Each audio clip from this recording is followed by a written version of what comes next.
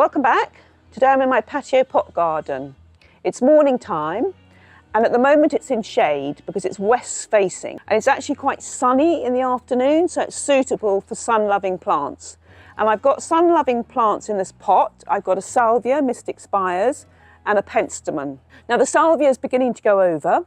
It's still got some life in it, but I am actually going to replace it with another plant. It's not producing flower spikes anymore, so I think it's going over. There's a spider having a lovely time. But the penstemon is looking good and it may produce more flower spikes, particularly if I deadhead it. The penstemon's going to stay in that pot anyway because it's a perennial and it'll come back next year. But the salvia, mystic spires, is a tender perennial and it would need to be overwintered in a greenhouse, and I don't have a greenhouse, so it's coming out and I'm treating it as an annual. So this pot's going to be rejuvenated. And I'm going to put in Perovskia, which is also known as Russian sage. So I'll talk to you about that. So Perovskia, if I could speak in a Russian accent, I would, but I'll leave that to James. Perovskia. This is actually Perovskia atriplicifolia. This cultivar is prime time. I actually wanted to get blue spires because it's a bit taller.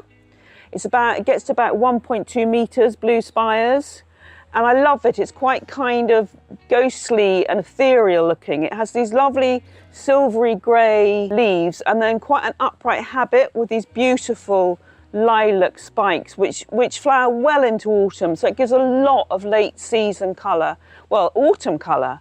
Fantastic plant. I would love it en masse. Works really well with grasses. Works really well with spiky architectural plants like cordyline, phormium, in quite an exotic scheme. It would work well in a herbaceous border. A brilliant plant. I really love it. Unfortunately, I can't put it in my border because there's not enough sunshine. So I'm putting it in a pot. See how it's going to fare in a pot because my patio is sunny. Now, Perovskia is a subshrub. I've talked about subshrubs before. What happens is it forms a woody base. It's not a full-blown shrub. It forms a woody base and then it has sort of soft leafy tops. And what you do in the spring, the birds are singing, what you do in the spring is you cut Perovskia just above the woody base. Don't cut the base, you cut the foliage, but just above it. And it will produce lovely new shoots for next year. And you will find that it will be affected by the cold weather and you will see where you can cut it back. But I will show you how to cut it back in the spring when it comes to it. And there's a bird having a lovely time out there. Hi, bird.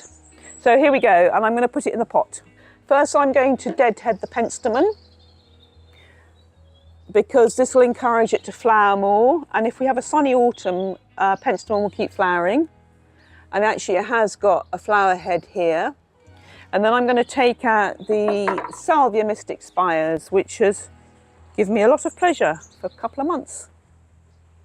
So that's what I'm going to do. So I'm going to turn the pot round.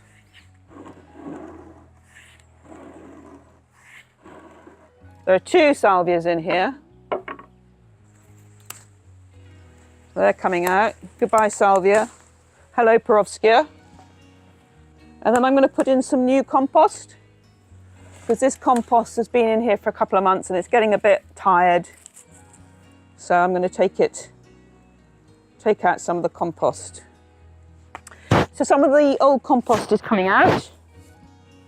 Just take it out with your hands. And also the penstemon will like the fact that I'm giving it some new compost because the nutrients in compost only last for a few months. And so plants are dependent upon you to refresh the compost because in the border, the soil is quite different. It's a living, dynamic place. Can't think of the word. Living, dynamic environment. Ecosystem. It's an ecosystem. Thank you, James. James is very intelligent, by the way. So I'm going to put in some new compost. Give it a new lease of life. You hear a bit of crackling.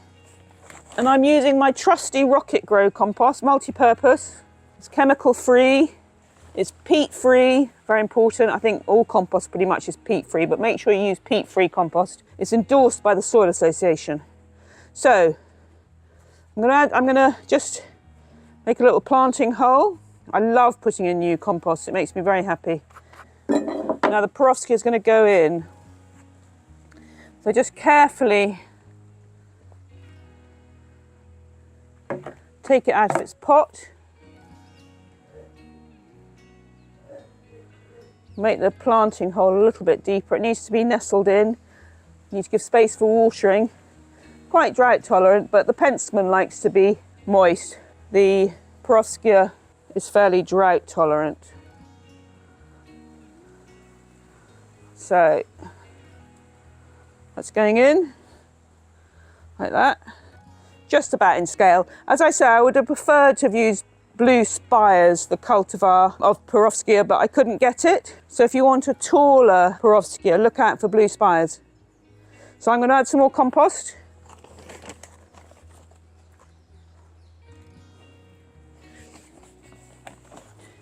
And I'm going to keep it in this pot actually, because I'm going to see if it works in a pot.